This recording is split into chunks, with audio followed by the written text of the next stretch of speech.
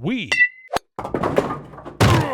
are Rogue Media Sports. It is the Doomsday Podcast, and we come to you the evening of another victory for the Cowboys, 44-20, and Ed has just come from the stadium. He's been in the midst of all this, interviews, in fact, a one-on-one with Trayvon Diggs that we'll talk about here in a little bit. But Ed, 5-0 for Arizona. Cowboys now 4-1, and really seem to be on a roll, gathering steam. And Ed, we always ask sort of like, okay, what does all this mean? Who have they played? But, you know, to me, and we'll talk more about this too, but I mean, this is starting to feel like a genuine thing, because even no matter who they were playing, there were times in the past when they had a couple of bad things happen early, and it sort of typified or colored the rest of the game. And lately, even when some of these things happen, and I'm talking obviously about interception and a botched, a fumbled snap, I mean, Cowboys overcame it, and they win going away. This is starting to feel real, Ed. Yeah, I think there's always a lot of buzz around the Cowboys, especially if they have any kind of early season success. And the question becomes, are they legitimately good? Can they sustain success? And I think the thing, that we talked about when they came back from the Charger game, they started on the road. They were one of two teams that started the season with two road games, and they split them. And they're really a Tom Brady drive away from having the best record in football, along with the Arizona Cardinals. As it is, only the Cardinals have a better record than they do. And we talked about, well, if they're a good team, they'll come home and win all three of these games. And they did. And really, they won them convincingly. They've scored 121 points in these three games, which is the most in any three-game span in a single season since week 15 to 17 of the 2014 season. So it's been a long time since they played this well. And, they're 4-1 for the first time since 2016, when Dak Prescott and Ezekiel Elliott were rookies, and they went 13-3. Now, they won 9 games in a row that year, right? So that's going to be challenging. Maybe they won 11 in a row that year. So they got a long way to go to match that. But I think it's a legitimately talented team. I think they've gone out and won 4 games in a row.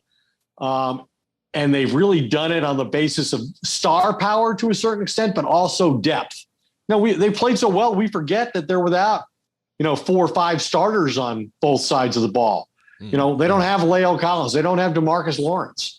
And yet they've gone out and won games. And like you said, in this one, they overcame the early, Dak turned the ball over 2 of the first 3 times they had it.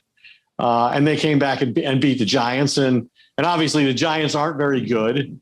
They're 1-4, and they lost anybody they had of any consequence, either through an injury or an ejection during the 3 hours that this game was played today, from Daniel Jones to Kenny Golladay to Saquon Barkley. So the Cowboys physically beat them up, and they won going away and scored a defensive touchdown in the process. It was another lopsided victory, and this team looks like it may be headed somewhere. And we will spend the next hour talking all about it. Grades coming up. Ed and I will prayerfully consider this season and where it's headed. It's all next. Chris Gross, play the music, sir.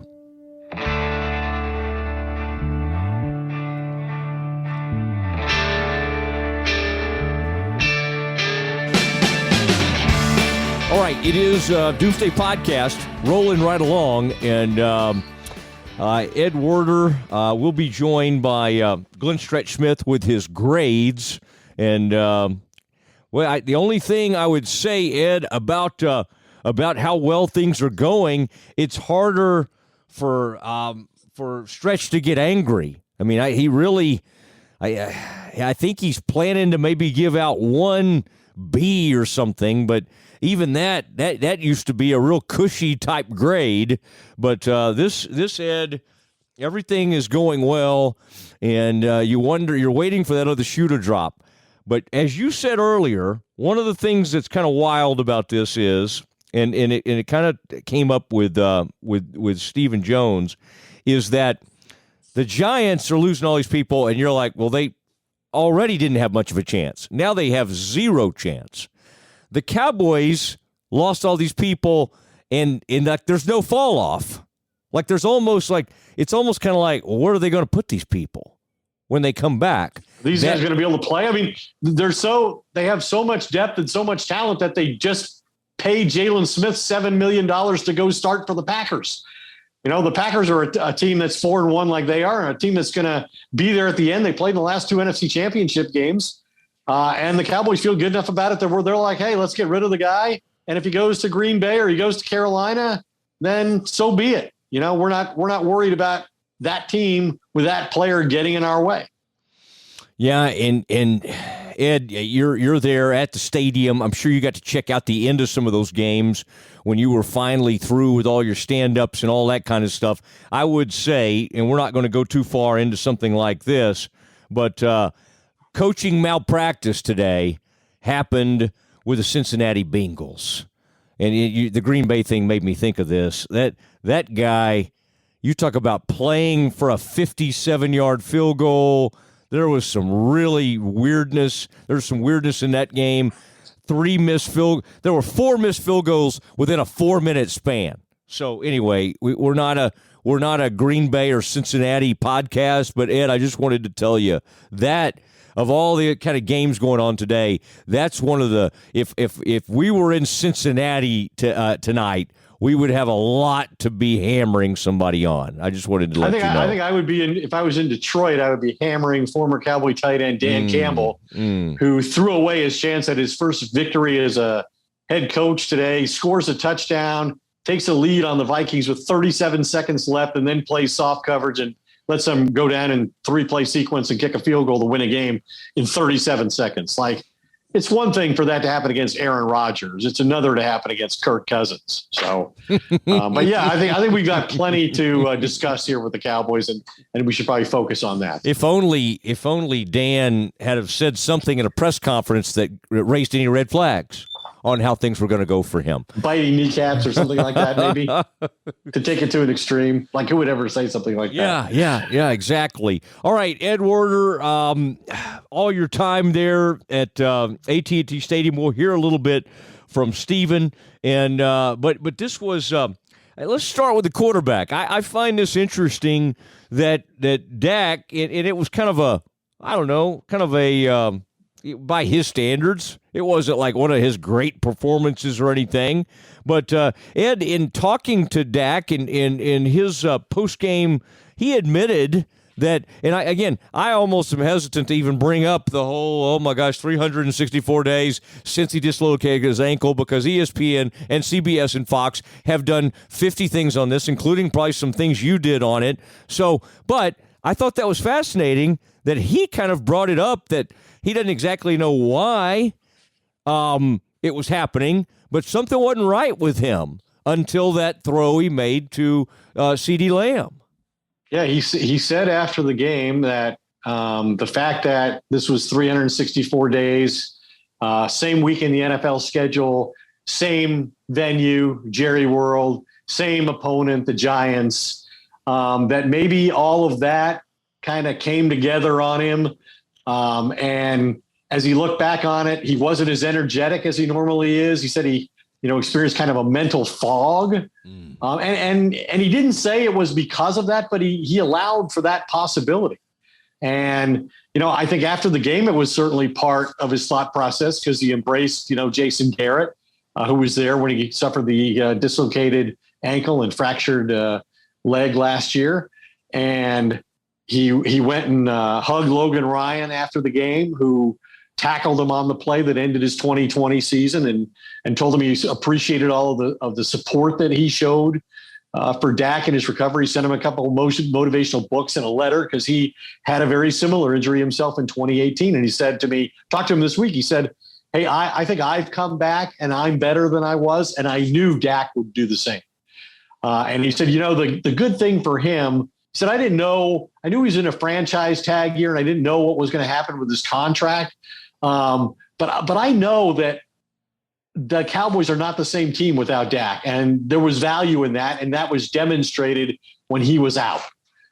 So I think all of these things came together, and as much as Dak tried to make it a regular game, I think it's understandable that it might linger, as part of the whole unique set of circumstances that conspired against him on this particular game day. But at the end of the day, they won handily. He executed like he always does, overcame the early mistakes, 3 touchdown passes, and they were incredibly good throws. I mean, the throw to CeeDee Lamb from 49 yards was a perfect throw. Then he splits the 2 defenders on the throw to Cooper. I mean, just a fantastic. He just plays. And I was talking to somebody else about this as we were leaving the stadium tonight. It's like, they're just going to have a chance every week because this guy plays at such a consistently high level. He doesn't have good games and bad games, really. He plays well all the time. And I think it'll be a struggle next week in New England just because it's New England. And the Cowboys have always played poorly there. And he didn't score a touchdown the one time he's gone against the Bill Belichick defense. Tom Brady was the opposing quarterback 2 years ago when they went up there and didn't score a touchdown. They were in the red zone a lot, didn't score. So it'll be a challenge, but I just think this guy is an incredibly gifted player. And he's kind of like Aikman in the sense that what you're going to get from him every week. Yeah, and to your point about Aikman, listening to Troy call this game today, and again, it just tells you everything you need to know about the Cowboys, that they're playing some horrible team, and they got the number one, Fox has the number one group on them. But Aikman, in giving a lot of people credit, he just came back to everything else about this quarterback. And so Aikman is, I think, and I hate to compare all these people, but I think Aikman, like Tony, they actually had a funny line. Joe Buck said today something about Tony, something about a prediction or whatever, and it actually was a pretty funny line. But I think Troy has a respect for Dak that may surpass the respect he had for Romo, and I think he respects both guys. But when he talks about him, it's almost in reverent terms. And so I just think he's come to believe this guy's pretty incredible. And I do like, by the way, that Stephen Jones still brings up the fact that they're paying 3 guys, whatever it is, $75 million, and it's kind of a miracle that they've been able to build around that they're playing all these guys. You almost wanted to say, Ed, I'm sure as you were standing down there, well, did anybody make you pay Zeke? Did anybody was somebody hold? I mean, I guess. Did you have to let Amari Cooper to get to free agency and then have to bid against the Washington football team to keep your own receiver? Yeah, I don't think anybody made you do that. There is some strategy to this thing. All right, huge win for the Cowboys. Ed, you mentioned some of those throws. How about Cedric Wilson over there on the sideline? The fact that when we talk about some of these folks that have stepped up, and it's defensive line, you see it, safety. They drafted him in the 6th round out of Boise State. Now, this place is enamored with Boise State people. They have an offensive coordinator for Boise State. But, Ed, quite honestly, we would probably have considered Michael Gallup going into the season as maybe the best 3rd wide receiver in the NFL. And the crazy thing is, I don't think there's any drop-off right now. I mean, I don't mean that as a knock on Gallup. I'm just saying Wilson plays great. He just doesn't throw a very good ball. And the quarterback trusts Cedric Wilson, and there's been virtually no drop off there. I mean, people like when you're scoring like they score and you're winning like they win, nobody is sitting here saying, wait till they get Michael Gallup back. Boy, Gallup is going to really add something, and he probably will. And nobody's saying, wow, imagine the pass rush that they'll have when they get DeMarcus Lawrence back. When's he coming back? And geez, could they get some better pass protection and maybe run the football to the right and have some success? And when La'el Collins comes back that they're not having now, nobody's saying that because Terrence Steele's playing so well. It really is a remarkable collection of talent and depth of talent that they have on this team. And Stephen, outside the hallway, I had to miss part of the Mike McCarthy press conference, I'm sad to say, to engage with Stephen Jones outside like we used to do back in the good old days. Jerry got away on me. But I settled for Steven, and I think there was some value in that decision. But, Yeah, he'll talk to us about some of his observations about the quality of this team and how the roster's put together and just how deep it really seems to be, which is something of a surprise because, like you said, he mentions we're paying Dak Prescott, Amari Cooper, and Ezekiel Elliott $75 million, he said. And I don't think any other team in football has 3 players that they're paying that amount of money to. And so you're not supposed to have enough to have a complete team, and yet the Cowboys seem to have a pretty complete team at the moment. I think as long as Dak Prescott stays healthy, they're going to be playing meaningful football games late in January. Let's stick with the main point in what you just said. For the first time in 25 years, you missed Jerry after a game. I was doing my Trayvon Diggs interview, and so everything got started, and Jerry only stands outside the door by the elevator for a few minutes now. He kind of waves to everybody. He's, hey, I'm over here if you want me. If you don't want to talk to McCarthy, I'm here again. But I missed him as he was going. The door was shutting, so I went immediately to Stephen. All right, Ed. You did well. You got all your work accomplished, and you were ducking out for some storms that were moving in. We had some high winds. NBC tonight has apparently really jumped in a lot, so some of the people watching the game seem frustrated. But we got to tell people when weather is moving into the area. Let's listen a little bit in on Ed's conversation with Stephen Jones. There were some other people involved, but the better questions were asked by Ed, so that's kind of what we want to focus on. I think Calvin was involved. Calvin tried to say some. Calvin Watkins is always good to hear his voice, but Ed, we focused on you. And the first thing Ed brought up with Stephen was, is this what you envisioned when you drafted Trayvon Diggs? Is this what you envisioned from Trayvon when you drafted him for the 50? Well, his number, that was his number one attribute was ball skills. And when Mike first stepped foot in the organization, he said, we want people who can take the ball away. And so, that's been our focus, not only in the drafts, the last couple of drafts.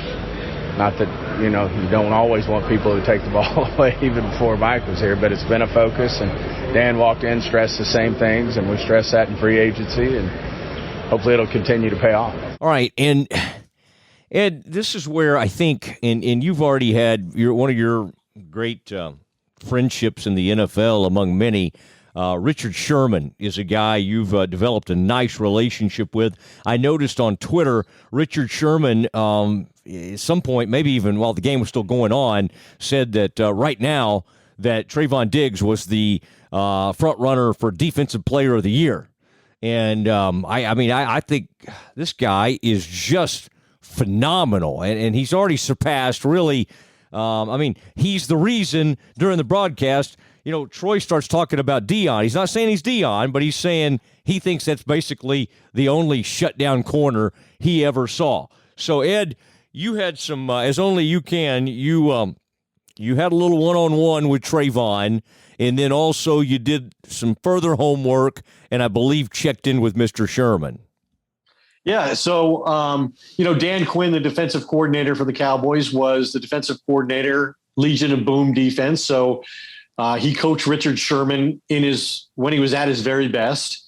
And he this week alluded to Richard Sherman saying, Trayvon Diggs reminds me of a certain guy I've coached before who just got back into the league. He did it without saying Richard Sherman's name, but he did mean Richard Sherman. And I confirmed that. And I said to him, in what way does Trayvon Diggs most remind you of Sherman? And he said, ball skills, all caps, rare. So I reached out to Sherm during the Cowboys game, and asked him what he thought. And he said, he's rare, period. An incredible talent and instincts. It's beautiful to watch. And then it was interesting that when Diggs was interviewed after the game, in my interview, he talked about being influenced by Richard Sherman. I asked him the question in the press conference about when you were moved at Alabama by Nick Saban from wide receiver, which his brother plays in the NFL, to cornerback, how did you take that? And he said, I cried. I was upset about it. I didn't want to do it. I called my brother, he said, who was obviously with the Vikings at the time. And he said, my brother wasn't sympathetic at all. My brother was more like, he's always been the kind like, well, let's go, get on with it. You can do this, kind of get to work, make the transition. You're capable of it, and kind of encouraged him in that way. But he said, I needed somebody I could emulate. And because of playing style and body type and the fact that Richard Sherman was such a visible presence in the NFL with the Legion of Boom and Seattle's best teams going to Super Bowls, he chose, to emulate Richard Sherman. And so he says, Richard Sherman has been a big influence on him. He's modeled his game after him. And I think we see a lot of that in the way he's played so far. Yeah, I like that. I love it when you dig in like that, do that gumshoe reporting, and it's good to hear from Richard Sherman, who's back in the NFL now, but it's kind of weighing in on these things. I would just say, Ed, rarely do you see, and we've seen some great cornerbacks over the years. Revis for a while, it was Revis Island, and then another player that Trayvon has said is somebody that he's admired. Yeah. Jalen Ramsey has been discussed as maybe one of the better ones, and that was a big debate whether the Cowboys should have taken him.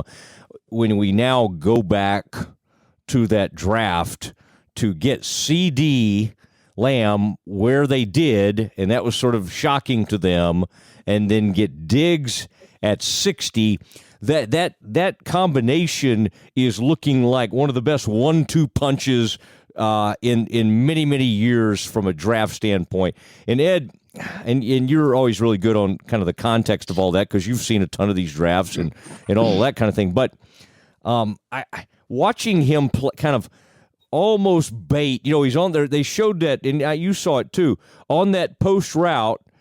He's kind of trailing, and then that ball hits the air, and almost like an outfielder, you would say a Braves outfielder, but he closes that gap, and then when he rises up to make that catch, it's just I think it's the ease with which he does it.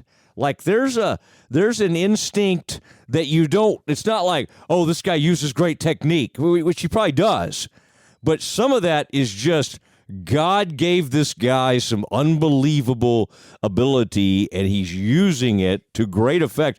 And part of me is also saying, how in the world are these quarterbacks still going at him? Like, when will they learn? Somebody said, why is Jason Garrett doing that? And I wanted to say, the quarterbacks have some say in which route they go to. But what Troy said, Ed, and I think you would agree with this, I think we're about to get to the point where they start avoiding him a lot. Well, the problem is in that scenario, because Dan Quinn is using him as a matchup guy who travels with the opponent's best receiver, then you're basically saying we're not going to use our best player. We're not going to use our best receiver at all. Like, we don't feel our guy's capable of beating this guy. I think it's hard to make that kind of concession for a head coach, an offensive coordinator, a quarterback to just say, hey, I'm not going to throw to my best guy. The guy I throw to every other week, I'm not throwing to this week because this guy's on him. I think you've just got to, you got to be careful with the chances you're willing to take. He lets people are open against him at times. Kadarius Toney before he got ejected, was open against him a couple different times. People get open against him. You can make plays against him. Yeah. But you need to be careful. But to your point, in that draft, I know for a fact, as I checked it out last week, if CeeDee Lamb had not been there, Diggs is a guy that would have considered picking, I think it was 17 in the first round. They got him at 51. He would have been a guy that they considered in that middle first round with that pick. They had that high a grade on him. And that's really interesting because he's a former wide receiver, so he understands route concepts. He knows how to high point the ball. He catches the ball, right? When it's thrown near him, he catches it. In fact, at one point, I think this was the fourth time he touched the ball today that he made the interception. So it seems an inevitability. If you throw at him often enough, he's going to get one. And he's only the third player since the merger in 1970 to have an interception in his team's first 5 games, in each of his first 5 games. So pretty remarkable. But, Nick, and the other interesting thing he said today was, so I thank Nick Saban now for making me move to corner. But to be honest with you, Nick Saban did not love Trayvon Diggs when it came to the draft evaluation. He's usually very big on advocating for his players and especially his defensive backs. But they did not have a great experience with Trayvon Diggs. They had some serious reservations about him as a person and as a player. Now, that hasn't manifested itself to the best of our knowledge in Dallas. He seems very popular in the locker room. Dak Prescott talks about his work ethic, his preparation. I haven't heard a bad thing said about him over there. But so maybe he changed. Maybe he learned from that something different was going to be required of him in the NFL to have success. Maybe he learned from his brother's situation, getting traded from Minnesota to Buffalo. I don't know, but it seemed to be a great fit so far for Trayvon Diggs in Dallas. Yeah, I don't guess you've seen tonight's quote from Saban after the game where he now has 6 interceptions on the season. Saban was quoted saying, "This was my favorite player ever." I thought Minka Fitzpatrick might be his favorite defensive back. Oh man, I love that. The Manning deal the other night. They had Saban on, and I want the Mannings to do that every game. I guess they take a few weeks off or whatever, but it was really fun to hear Nick sort of talk about how they teach that out route, how to defend the out route, and that's a really thing that they stress at Alabama, and it is really cool to watch when he breaks on a football. Like it's just he almost had the interception earlier in the game when he undercut a route, and then he had the one on the sideline, and he caught the ball, but he couldn't get his feet in, and he held his forefinger and his thumb about an inch apart. He's like, I'm that close to getting this. And he was doing it on the Giants sideline. He's like, I'm this close. And, they tempted him one too many times. And I think he's talking to, like on the field before. He says he does a little bit of that. Before Daniel got hurt, and that was kind of a scary scene out there, I think he was barking at him a little bit, like, keep trying me, and I admired that. Did you notice, by the way, and I kind of wanted to bring this up with you, the Jalen Smith decision. And there are times, I think soon we'll just get back to having an emergency podcast for everything. I almost thought about doing one that night because you and I got to know Jalen a little bit. We had him on a couple times, had a good experience with him. I think admired him for a lot of reasons, but it's and I know there are some financial things. If he had done this or waived his guarantee, maybe he'd still be here. But really, Ed, this is a sign, because think about how much Jerry loves winning, like on deals. Like, I took a risk on this guy in the second round, and somehow this thing started firing, his drop foot, and he became a pretty good player for the Cowboys. Jerry doesn't want to give up on those kind of stories, because they make Jerry look good. And I don't know, you always have a good take on these kinds of things. It sort of, to me, made me think either Quinn or McCarthy or maybe both. I mean, it kind of tells you where they are, that it's kind of like, you know what, let's go ahead and cut him right now. Because I think there are more reasons than just the finances. I think there's some players coming, and you saw one of them, by the way, on the goal line today, on that hit. Jabril Cox was out there where he probably wouldn't have been if Jalen Smith were playing.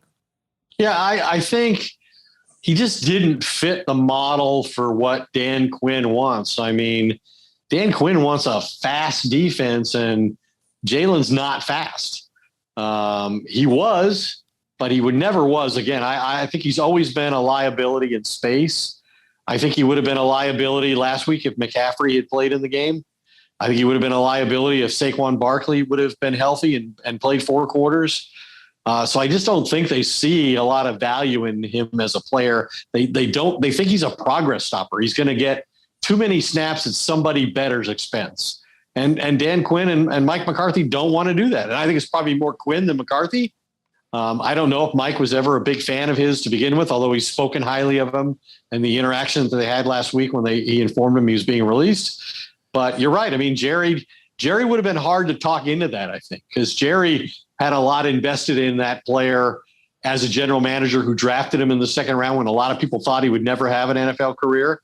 And then Jerry paid it a second contract at a time that most people thought it was a mistake. So Jerry had to eat it twice on Jalen Smith getting released. But if you look, I think Dallas, they use all these different metrics now. And I think Dallas going into last week had the second fastest defense in the NFL. I guarantee you Jalen Smith was not moving that number up. He was holding that group back in that regard, if anything. And the fact that they're willing to let him go to another NFC contender tells you everything. I think our colleague or our longtime colleague and friend Todd Archer said that on that interception today that Trayvon Diggs hit 21 miles per hour. And you're right. I don't think Jalen ever hit that. By the way, who was the original sort of the biggest name progress stopper for the Cowboys? Can you answer that? Ever? I would just say this is when I remember Jerry really hitting the progress stopper. He gets these phrases, and this particular player, who was a very big name for the Cowboys, became that progress stopper. Do you know who I'm talking about? How long ago? Within the past decade. Oh, past decade. So it's not Witten? No, that's mean that you would even mention that. No, he was in the way of Dalton Schultz. What is Dalton Schultz guy? Good Lord! No, I'm talking of Terrell Owens, and in the aftermath of that, he was the big progress stopper because they thought Miles Austin was going to take over and become huge. And T.O.'s a difficult subject for me. I'd rather not speak to him. His situation here anymore. Okay. All right. I've just managed to overcome it this year. Yeah. Everybody loves you now. Used to get screamed at during doing live shots at the old Valley Ranch. My goodness, during that time period. Okay, we won't get back into that. Ed, very important that I do this, and we'll get to stretch in a moment. One of our new sponsors that I'm excited about is Goodness Steak Seasoning. Created by Jason Velo, and whether you're doing a small roast and you want to spice something up, whether you're doing a steak, Ed, you and Jill sometimes like some chicken. Maybe do a little chicken on the grill. This formula is really, really good, and it's packaged. In fact, I've started kind of peppering some things with it. It's a blend of Texas herbs and spices. And chicken, hamburgers, grilled vegetables. Ed, are you a guy who'll do some grilled vegetables occasionally? Just last night had some grilled carrots. Yep. Okay. Grilled carrots and cauliflower. Ooh, I did some broccoli today.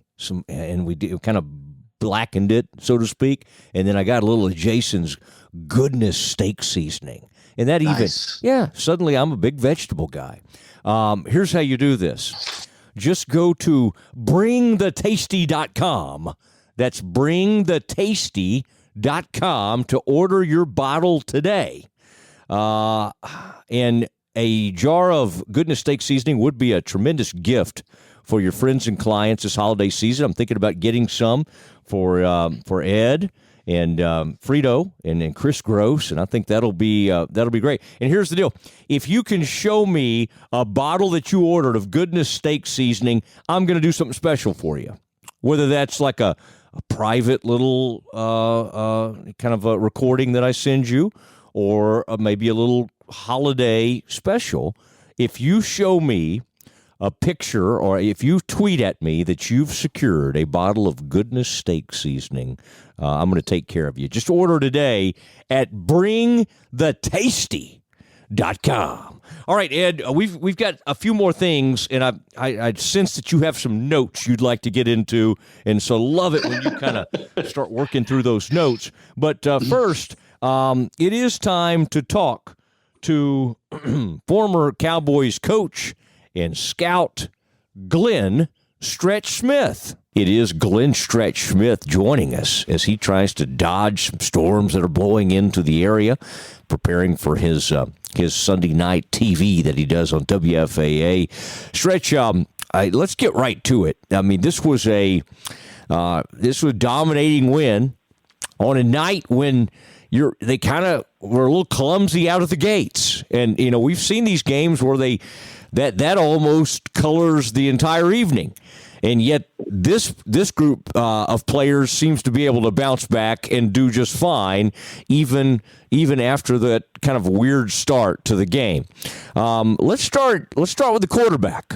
Dak, you got the fumble down there in the red zone, and then you also had the interception on the tip ball, and then the guy intercepts it. It was not typical of Dak. What was your assessment of the quarterback? Yeah, a very average to below average night for Dak. I think he'll tell you that. I mean, he's a very good deep ball thrower. But, again, I thought accuracy tonight lagged a little bit. I thought, you talked about him fumbling the snap. Throwing the pick, the ball that's tipped at the line of scrimmage. To me, that's kind of almost a lackadaisical thing.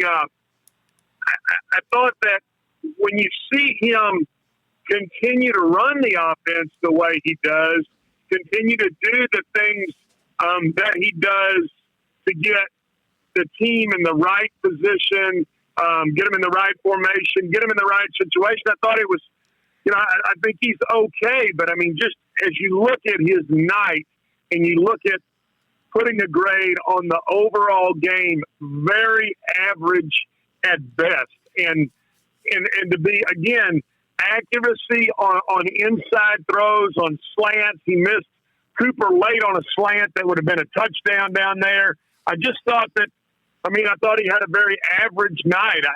And it's hard to say that when they go out and put 500 yards of offense up there. But I think you have to be realistic when you're looking at saying, okay, how good can this football team really be? How good can this offense really be?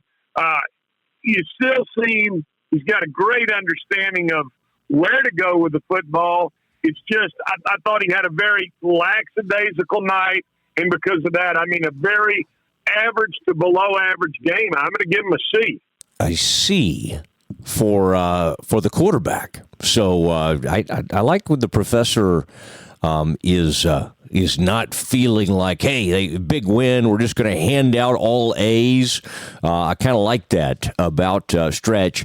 Now, Stretch, nothing fires you up like a curious decision from Mike McCarthy. I don't recall anything that just was glaring. So let's go right now straight to the running backs. And this team really seems to have figured out a nice sort of complementary kind of game between Zeke and Pollard. And, this is what they wanted all those years ago when they were going to get Felix in there and Marion, and then they had Julius. They wanted to complementary backs, and they really seem to have it right now. Well, and they're like you said. They're spelling one another. I like that it's not. Hey, if he has one of them rips off a 15-yard run, he's not coming out of the game right there. I like that Skip Pete, the running back coach, kind of waits for the right time to get those guys in there. It feels like he's got a great pulse for when he wants guys in and out of the game, what he wants to do in those situations. I think both of these guys are very good football players. They run with great vision. They protect. I think they do. So they can catch the ball out of the backfield. They can line up in empty sets and run routes.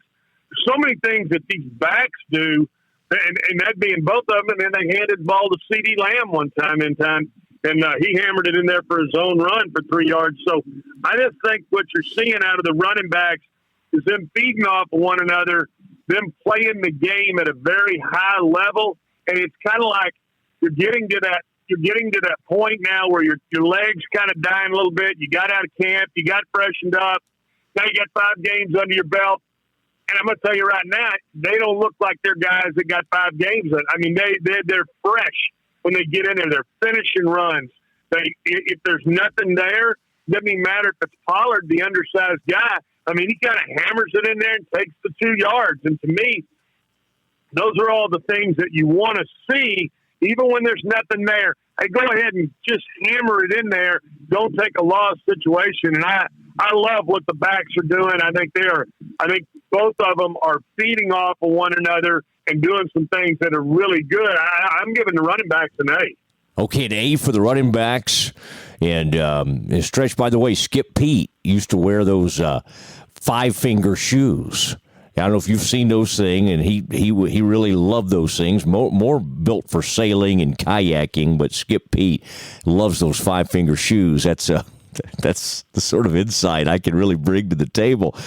Stretch, let's get to the O-line. Terrence Steele over there with a great seal block on one of those touchdowns.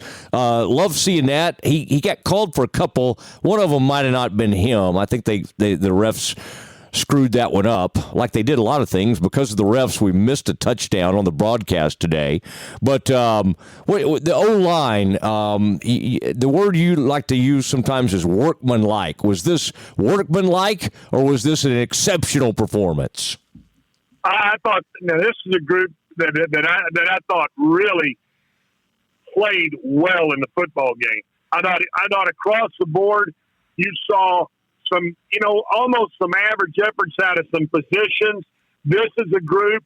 The running backs played well. We talked about that earlier. But this offensive line, and I want you to think about this and as I'm saying this, let this marinate with you. They ain't played with their 5 starters yet.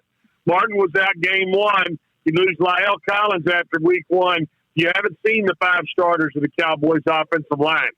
However, they are absolutely hammering people, and I'm talking about taking correct angles with the things they're doing. I'm seeing Connor Williams really start to grow. Today, Deontay snaps the ball and is still able to pull. It really is athletic, what they're doing, how they're doing it. The Giants really were going to say, hey, we're going to play cover 2 as long as you'll continue to run the football. And you know what? Exactly what the Cowboys did. They hammered this group running the football. Here was the thing, though, that I like best on the last TD pass that Dak threw. They brought the blitz. Dallas, picked it up perfectly. And it was no help from the back. It was 5 guys getting their hats on 5 guys. And I'm telling you something. That's a dangerous position to be in when you're a defensive coordinator. You don't know what to call. You're not real sure who to bring. There's no weak links in the offensive line. An offensive line, oh, by the way, did I say this earlier? They haven't had their all 5 starters yet. Mm-hmm. I really think this group, Joe Philbin, the coach we mentioned, Skip Pete, the job he's doing, I think Joe Philbin is doing a hell of a job. I love what the offensive line did today. I love how they got after it. And yes, do I always use the term workmanlike? I do, because it's almost like that's how Joe Philbin is. Kind of one of those guys that just kind of puts his hard hat on, puts his vest on. He's going to get out and go get in the tractor and get after it. And that's how this group plays. Outstanding from the offensive line today. I'm giving them an A as well. Golly, I hear you say that. It almost reminds me of how I grew up in Kaufman County. Put on the hard hat, vest, and just get out and get after it. Okay, Stretch, receivers and tight ends. Boy, Schultz continues. Isn't that funny? I know you've said it on here before, so I won't keep belaboring the point. But, that guy's become, I guess you have to say he's the number 1 tight end, which is hard to believe because we thought Jarwin was pretty good. But what'd you think of the overall effort? And how about Ced? How about Ced Wilson? That guy can make a contested catch, and quite honestly, I don't know if it's a given that if Gallup could come back that he would be the 3rd receiver on this team right now. Well, yeah, I think the receivers are really, really good. This is a talented group. They can all run. They all got great hands. They all see the field very well. Very little do they get collisioned, even when they're running some of the tighter routes. Some of the things that they're doing. I think Cedric Wilson got frustrated himself when they threw that double pass. He could have had a touchdown pass himself. But when you look at, and the thing that I love is when I looked at CeeDee Lamb and when they threw the deep touchdown to him, I think he does so many things to me that are correct from a route running standpoint, and that is, hey, when you get even with the defensive back, all of a sudden you see the acceleration from him. You see him go accelerate. Now he's even. Now he's leaving. Now the mentality is the quarterback needs to be even, and that's exactly what you saw, and that's what you continue to see out of a receiving core. I'm telling you, this group of receivers can play. Noah Brown can play. They'll block you. They're not afraid to come inside, get their hat on a safety, do what they need to do. I mean, this group really, and it almost feels like they're kind of bound to the quarterback. You can see how the quarterback kind of gets in and gets excited with them when he makes a throw or when they make that big time catch on the boundary like Cedric Wilson did. CeeDee Lamb is so explosive. I mean, there's so many things that he can do that is just, I mean, to me, that are, when you look at the game, they're so exciting to watch, and I think it's what makes this team so explosive. I'm giving, and we grade them together. If Schultz doesn't drop the touchdown, this group gets an A, but I'm giving him a B because he got the touchdown.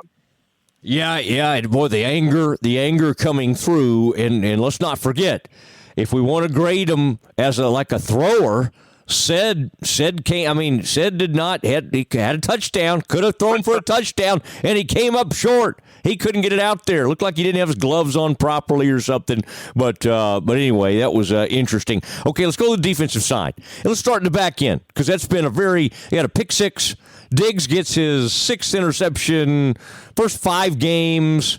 I mean, he's closing in on all kind of records. I think only 3 guys have ever had like a 6 games in a row type deal. One of them, by the way, I think was Tom Landry, if you can believe that, back in the 1950s. But it's just staggering how well Diggs is playing. And it's what I like about it is it's contagious. I mean, you saw him bait the deep throw, and then you heard kind of Aikman say it afterwards, say that kind of Deion Sanders-like where he baits that deep post and then he undercuts it and he knows he's got enough speed and enough length to go up and he makes the play. I love the play that he made on the double move where he almost intercepted another ball. Now all of a sudden that becomes contagious. Now you see Jordan Lewis making some plays when he's covering the slot in the nickel situation. You see Brown jump the hitch, pick it and take it back for 6. All of that, all of those things that he's doing are contagious for the back end. Then I see a guy like Amari Cooper who's up playing close to the line of scrimmage, physical. The safeties are physical, and they're missing who they thought was their best safety in Wilson. So, hey, this group playing really well together.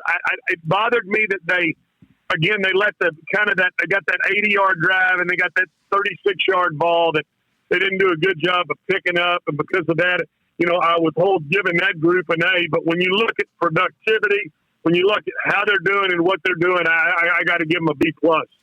All right, B+ right now. I have the GPA at about 3.7, and only thing bringing them down was that one situation with the quarterback. Believe it or not. Okay, linebacker Jalen Smith gone. And that was an interesting decision by the Cowboys. I thought we saw on that play where Daniel Jones got hurt, I thought we saw one of the reasons why Jalen Smith is no longer here, because Jabril Cox was in there around the goal line, and he made that play. I mean, a big-time play right down there around the goal line. What'd you think of the linebackers? Yeah, and I saw Vander Esch do some things. You continue to see Parsons. I mean, what I love is very first play of the game, Giants offensive first snap of the game. They move Barkley out, run him on a slant. Parsons bumps out, covers him man to man. Then 2 plays later on 3rd down, Daniel Jones. And that means he's kind of taking the quarterback wherever he goes, kind of in that line of scrimmage area. And I'm going to tell you what, Daniel Jones kind of goes out and acts like he's going to kind of scramble and go to the right. And I'm telling you, Micah Parsons looked like he'd been shot out of a gun. He's like, pow! And he goes and closes and gets there. There's so many things to me that Parsons does that are just unbelievable, fun to watch. Football player. I still think that Van Der Esch did some things.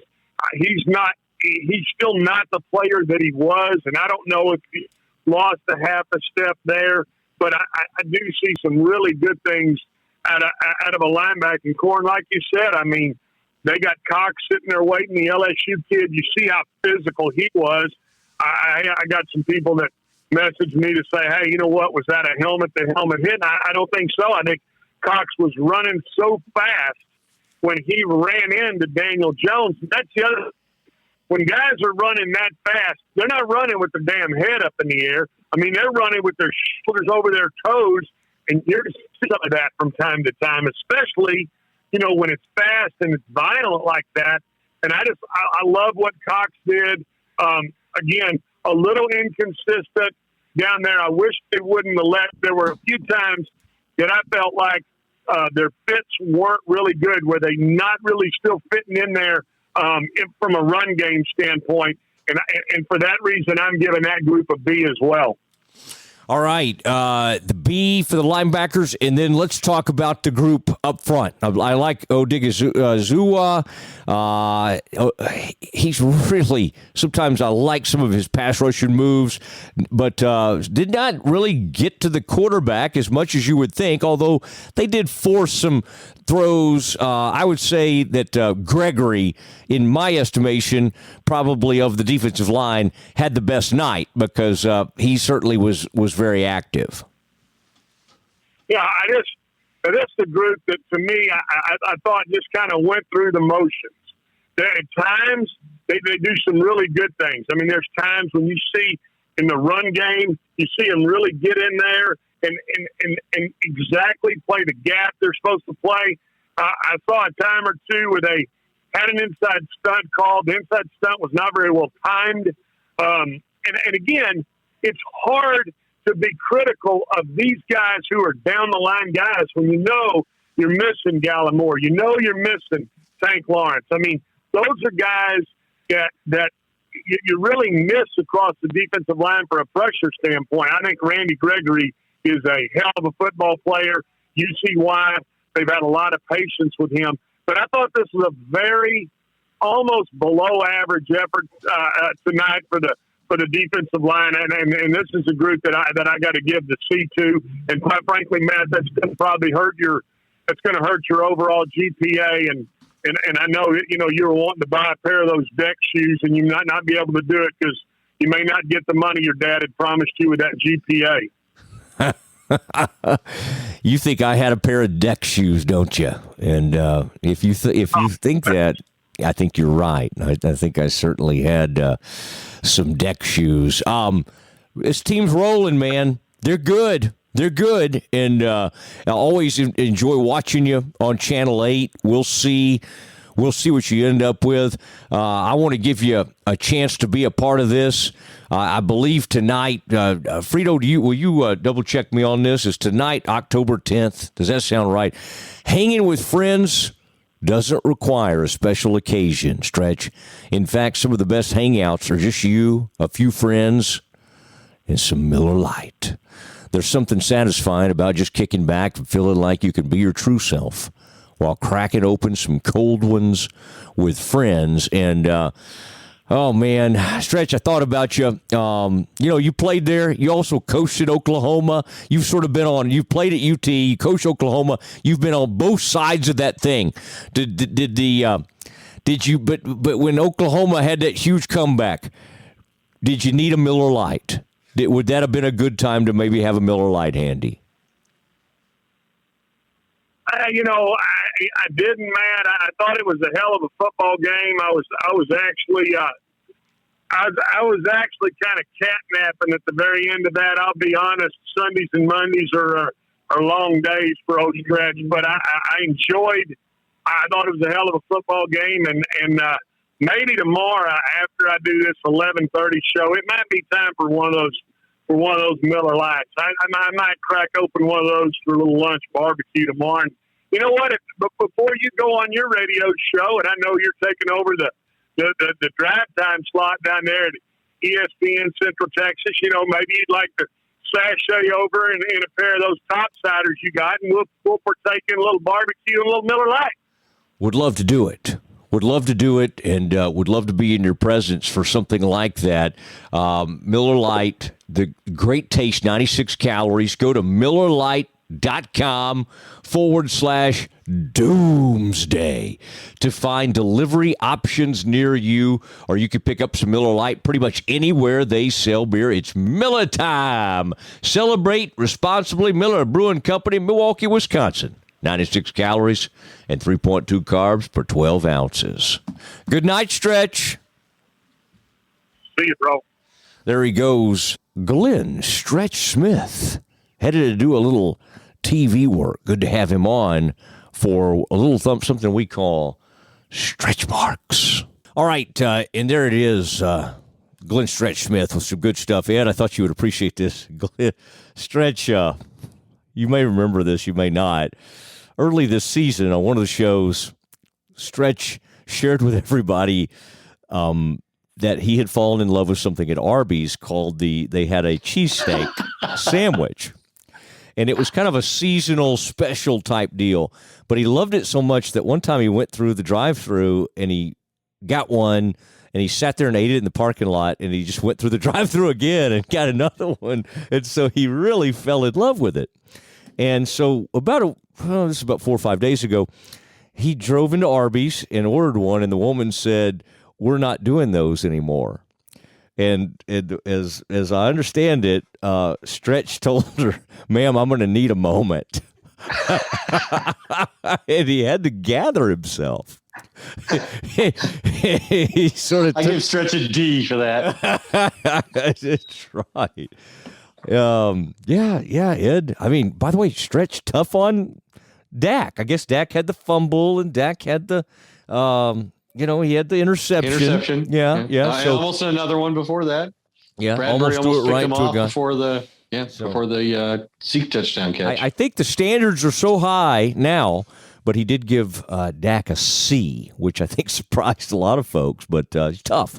Professor Stretch is very tough. All right, Ed, this is a team that is marching in the right direction. A lot of good things happening. I mean, they had the receiver pass, should have been a touchdown. Cedric Wilson came up a little short on that throw, although Noah Brown did a good job adjusting to that. But the razzle-dazzle is real, and Kellen Moore seems to be in a tremendous rhythm right now. And as I was telling somebody earlier tonight, Ed, if the defense, I mean, if Trayvon Diggs ends up with 10 or 11 interceptions, which he very well could, and the Cowboys do something extremely special this year, do you realize, Dan Quinn could be back in the head coach business somewhere, and so could Kellen. They could be looking at having to replace both coordinators, but for a better reason than usual. Yeah, and when we were talking to Stephen Jones after the game, somebody asked him about, what credit does Mike McCarthy deserve? And he said, well, the first thing you see is the credit that Kellen Moore's getting on offense and the credit that Dan Quinn's getting as a defensive coordinator. Well, Mike, when he came for his interview, he wanted to keep Kellen Moore. He saw the value of Kellen Moore, the genius of Kellen Moore, which was smart of him because he should have known that Jerry and Stephen were going to be very reluctant to hire somebody who didn't want to work with Kellen Moore. They weren't in a big hurry to see Kellen Moore leave the organization. And they signed him to a 3-year contract demonstrating that very point. And then they said that when it went bad last year with Mike Nolan, that it was McCarthy who said, hey, identify Dan Quinn as the guy you wanted to be his defensive coordinator. He said to them, hey, I got a guy. And it was Dan Quinn. So give him credit for that. And I don't know. It's hard to argue with the success that he's had to this point. I know he's made some questionable strategic game management type assessments. We've called those out when they were they interfered with the team's ability to win. But I don't think there's been anything to seriously question in that regard the last couple of weeks. And I think the most impressive thing about the way they're playing is they've come out and run the ball. And, Mike McCarthy's never had a guy run the ball like Zeke's getting the ball. He's never had a running back in 13 years in Green Bay who ranked in the top 10 in rushing attempts. And Zeke is like second now in rushing attempts going into today's game. And listen to these numbers. The Cowboys lead the NFL in rushing yards, 804. They're second in yards per rush, 5.54 during their 4-game winning streak. They're fifth in run block win rate over that span. And so they're averaging, in this 4-game winning streak, they're averaging 9.1 yards per pass, second in the NFL, 5.5 yards per rush, second in the NFL. They have 8 takeaways, tied for second in the NFL. So to me, we would not be seeing this if Mike McCarthy was calling the plays. So to me, their willingness to rely on the running game to the extent that they have in this 4-game winning streak demonstrates the autonomy that I think that Kellen Moore has to develop game plans and call plays. I think that's accurate. And I heard something today that makes you probably feel pretty good about Zeke. I mean, first of all, I think it's great that you've put that relationship back together after I kind of ruined our relationship with Zeke during an interview a couple of years ago. But I thought that was great, Zeke, today. All this talk, and, you know, our buddy Kalishaw wrote a column basically saying Pollard deserves more carries or should be I don't think he said the lead back, but basically saying he was the better back. And all these things swirling around Zeke. And to Zeke's credit, it almost somehow seems like it's made these guys closer. Like Zeke, I think you hit on it even earlier. I think Zeke kind of realizes this guy being able to rest at times just makes him better. And early in Zeke's career, it was like some sort of a test of his mettle. You know, like if he didn't have 30 carries or if he let some other back come in, it was like showing a weakness or something. Now he realizes, you know what, this complimentary back, I mean, it just makes the team better. So I don't know if he's the same back he was when he entered the league, but whatever he is now, 26, 27 years old, he's a more mature person, and I think he's a better teammate.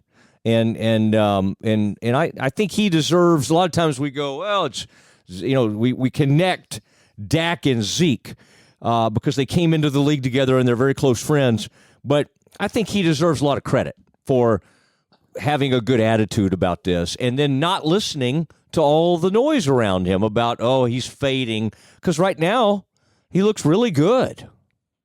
Right. I think that people have questioned the kind of teammate he is and his loyalty and commitment to the team element because of the suspension thing in 2017. And then the fact that he acted totally in his own best interest with the holdout in 2019, not going to camp. And, you know, the Cowboys still had 2 years of contractual control and he held out to get what he wanted. And he's fortunate that he did. And most people don't think that was a very team-oriented thing to do, understandably so. But he did have to take care of himself, and running backs are unique in the situation that they get put into trying to get the second big contract. But I'll say this, to your point, the Cowboys can have this thing with him and Tony Pollard, and it can be great as long as Zeke doesn't blow it up. Zeke can blow it up at any time. He can wreck the whole thing.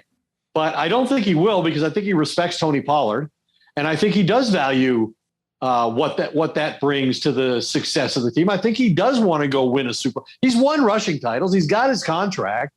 It's all about winning a Super Bowl for him now, and so I think that's why he's embraced this sort of timeshare. He still gets 2/3 of the playing time, 2/3 of the touches. But yeah, he's willing to share the position in a way that some running backs might not. Yeah, I think that's been an interesting thing to watch as we start to wrap up Cowboys 44-20 victory. Ed, I see you looking at some papers there. I wish you'd put them down on the floor. I like kind of seeing you dive down there. And by the way, we're gonna do more Facebook Live. We got some YouTube stuff coming up, so people will actually be able to. I'm gonna try to. You see, I washed my hair today. I put on a golf shirt, so I'm really trying to prepare. Your hair away from being able to be on camera. You and Stretch are giving me a hard time. I think the long hair, people have compared it to Justin Herbert, and I really appreciate that, to this look that I'm throwing down.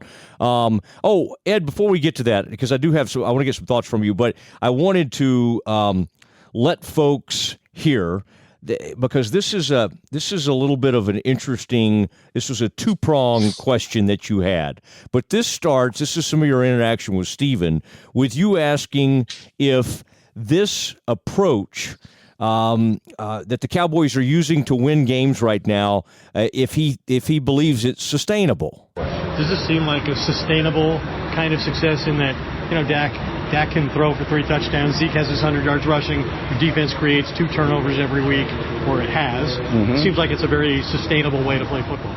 Well, I think the biggest thing is, I'll say it again, is, everybody talks about depth in the salary cap here, and that's tough to really accomplish at the end of the day. But I think we're showing where we're really having some guys step up. Connor McGovern stepping up for Zach when he had, had COVID. Certainly Steele stepping up for Lyle. We're missing, the starters we have on defense, and you got young guys like Osa and Golston and a Curse and a Hooker stepping up. So, that's why I think it's sustainable. Is I do think we're going to have, situations here where we're probably going to need them all. Everybody wants to ask a hard question. Well, what are you going to do when all these guys get back? And usually those things take care of themselves. But I do think, with our coaching staff, with Coach McCarthy's leadership, with our leadership we have on this football team, that be surprised if we don't continue to be consistent. And the guy running the personnel department's doing pretty well? Oh, yeah. I mean, which one, Jerry? I was talking about thinking about Will. Well, I was giving you credit, but okay. I always like to let our guys who do a lot of heavy lifting, and Will and those guys are just doing a great job. And, we'll see where this takes us. But, I know the guys, Mike's message right after the game was succinct and short, and let's get with it. Go to work.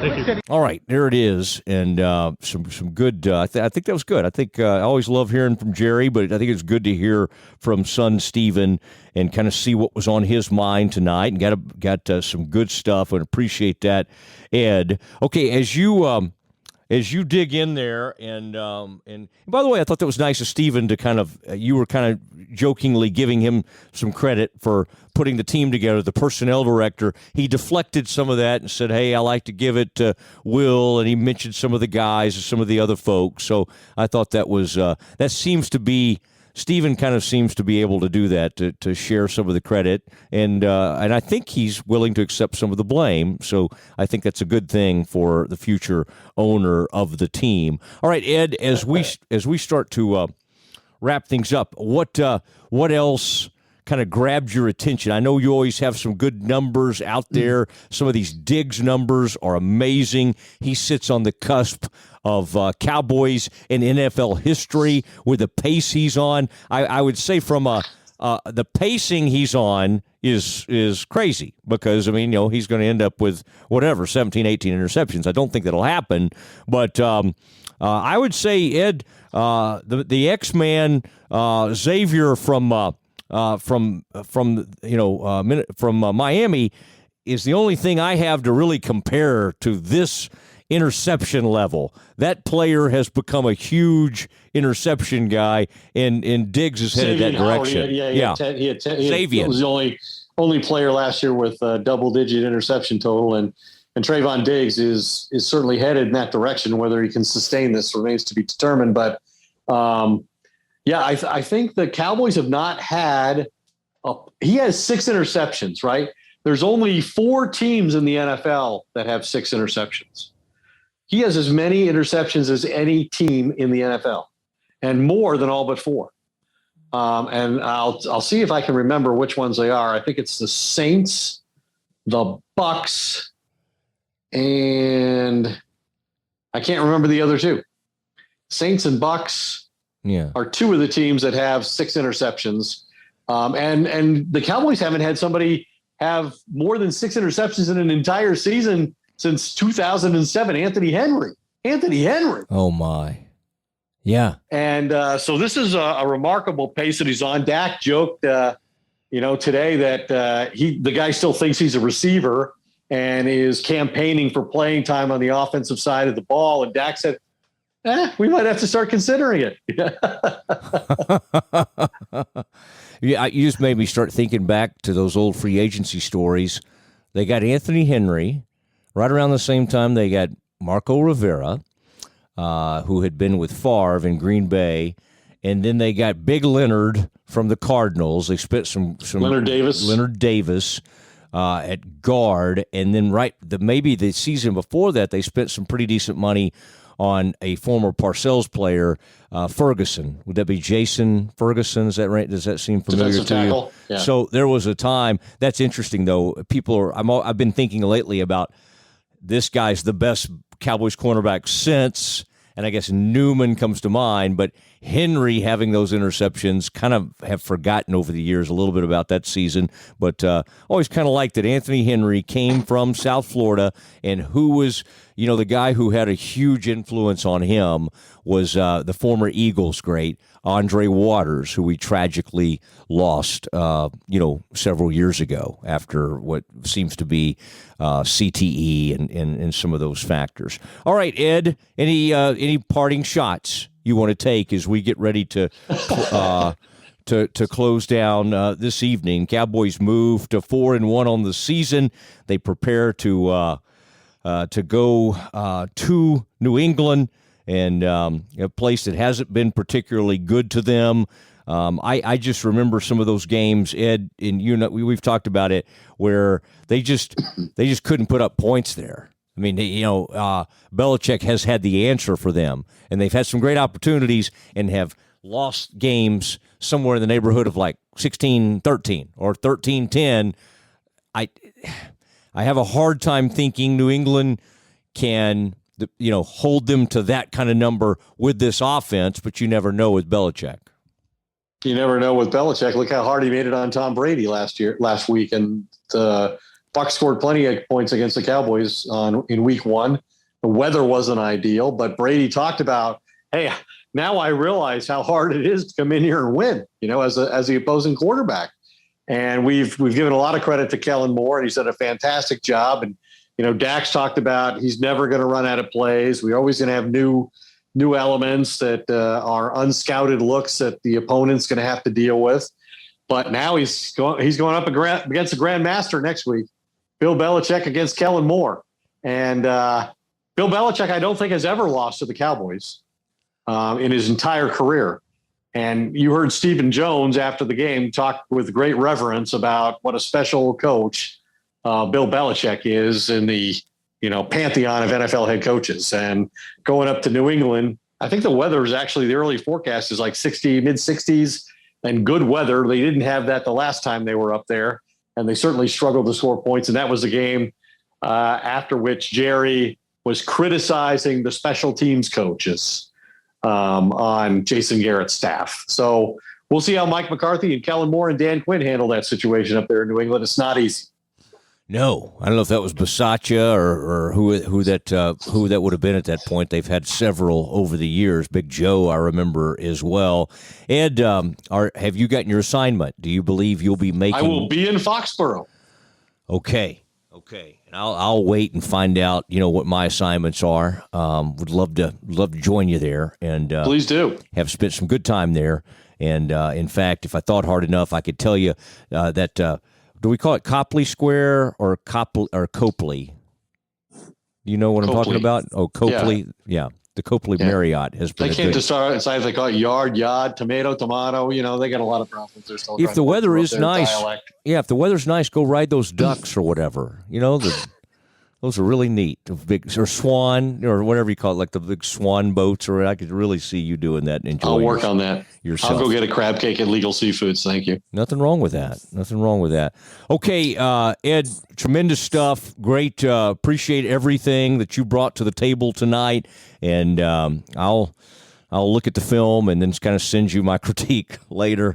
It was a good time being together. Frito Nation Productions. Thanks to Chris Gross. Thanks to Mark Frito Friedman.